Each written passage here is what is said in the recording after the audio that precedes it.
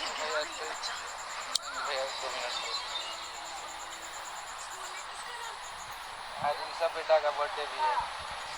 Sorry बेटा, हम आज आपके बर्थडे में नहीं आ पाएंगे, क्योंकि अगर मैं चला गया तो मुझे लगता है कि आज 200-250 लोग मेरे वजह से बैठ जाएंगे यहाँ पे और काम नहीं हो पाएगा मेरा। और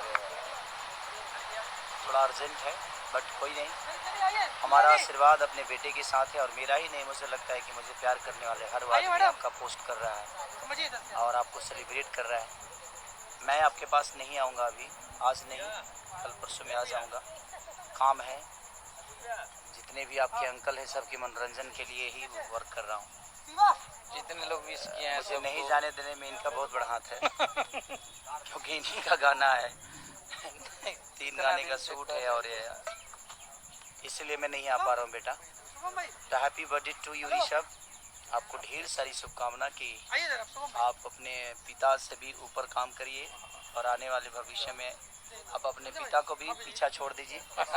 मुझे जितनी मोहब्बत दुनिया करती है सिर्फ आज ऋषभ का जन्मदिन त्योहार जैसा मन रहा है भैया सबको।